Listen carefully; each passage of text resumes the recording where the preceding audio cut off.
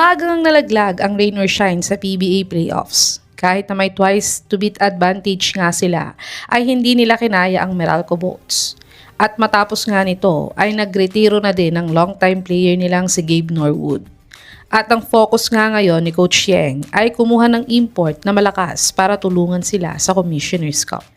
Kaya't narito nga ang mga imports na maaaring kunin ni Coach Yeng para sa next conference. Top 5, Cameron Clark. Si Clark nga ay former import ng San Miguel Beermen. Pero ilang games lang din ang tinagal niya dito at penalitan din siya agad. At last Commissioner's Cup nga ay nag-import din siya sa Hong Kong Eastern na nag-guest team sa PBA. Kaya't alam na ni Clark kung paano maglaro sa PBA bilang isang import. Kaya't pwede nga siyang subukan ng rain or shine na gawing import nila. Si Clark ay nag-average ng 23 points, 6 rebounds, 2 assists, 1 steal, 50% 3-point shooter at 80% free throw shooter sa kanyang ongoing 2025-2026 East Asia Super League season. Panoorin natin ang isa sa mga best game highlights ni Clark sa PBA kung gaano nga ba siya kagaling na import.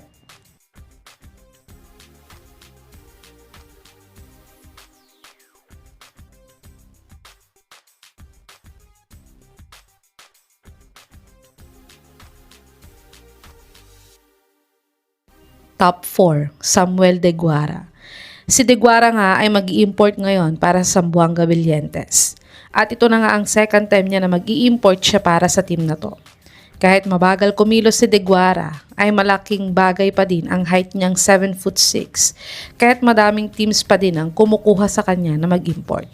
At sakto nga ngayong Commissioner's Cup na walang height limit para sa mga imports. At ito din ang kulang ng rain or shine palagi ang matangkad na big man. Kaya tiyak na magiging malaking bagay si Deguara kung siya ang kukunin ng rain or shine na import. Uma-average si Deguara ng 14 points, 10.7 rebounds, 0.7 assists, 1.7 blocks, 51 field goal percentage at 90% free throw shooter sa kanyang ongoing 2025-2026 East Asia Super League season. Panoorin natin ang kaunting basketball game highlights ni Deguara kung gaano siya kagaling na big man.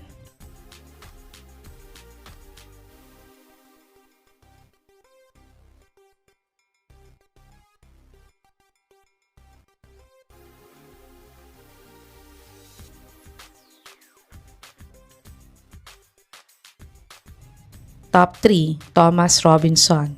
Si Robinson nga ay isang magaling na import ng NLEX dati. Yun nga lang ay mainitin ang ulo nito kaya't maaga siyang napaalis ng NLEX bilang import nila.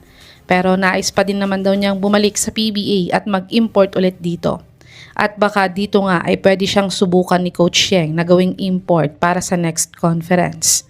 Ma-average si Robinson ng 12.3 points, 9.7 rebounds, 1.9 assists, 1 steal, 0.5 blocks, 53 field goal percentage at 53% free throw shooter sa kanyang 2024-2025 Puerto Rico BSN season. Panoorin natin ang isa sa mga latest game highlights ni Robinson kung gaano siya kagaling na import.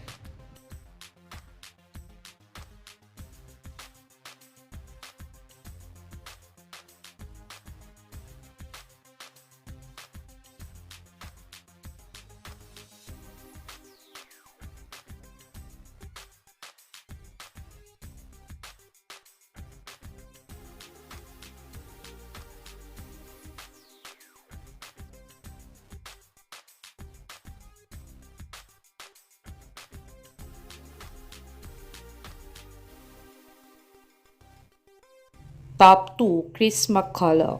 Si McCullough nga hindi pa din nakakabalik sa PBA bilang import since gumaling siya sa ACL injury niya. At sa SMB pa siya huling nag-import sa PBA at nabigyan niya sila ng championship. Pero naglaro na din naman siya ng 2 beses bilang import sa Strong Group Athletics. At ang isa nga dito ay napag-champion niya sila at siya pa ang naging MVP dito. Kaya't kung gusto ng rain or shine na sumubok ng import sa PBA ay si McCullough nga dapat ang kunin ng rain or shine. Uma-average si CMAC ng 13.5 points, 9.8 rebounds, 1.5 assists, 1.5 steals, 1.6 blocks, 26% 3-point shooter at 57% free throw shooter sa kanyang ongoing 2025-2026 Taiwan TPBL season. Panoorin natin ang isa sa mga best game highlights ni McCullough sa SGA kung gaano nga ba siya kagaling na manlalaro.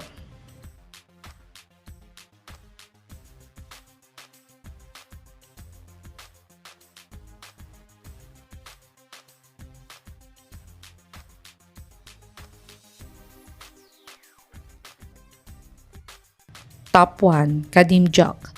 Si Jack nga ang dahilan kung bakit naging top seed ang Northport last Commissioner's Cup. Ito ay dahil isang ang all-around import itong si Jack. At ayon naman sa source na to, ay sinusubukan nga daw kontakin ng rain or shine management itong si Jack kung magkakasundo daw sila sa contract na i-offer nila sa kanya. At siya na ang gagawin nilang import sa upcoming Commissioner's Cup. Kaya tiyak na mas lalabas pa nga ang tunay na laro niya kung magiging under nga siya sa coaching ni Coach Yeng.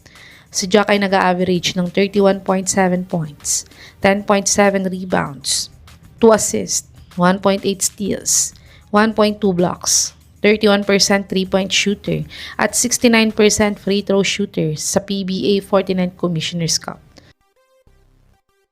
Panoorin natin ang isa sa mga best game highlights ni Jack kung gaano siya kagaling na import sa PBA.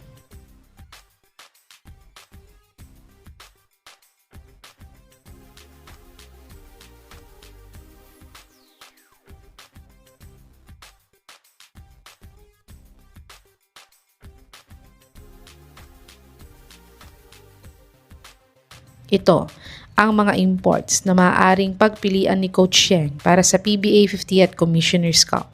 Sa tingin niyo mga kababos, sino sa mga imports na to ang dapat makuha ni Coach Yeng para lumakas palalo ang rain or shine? I-comment niyo na po yan sa baba.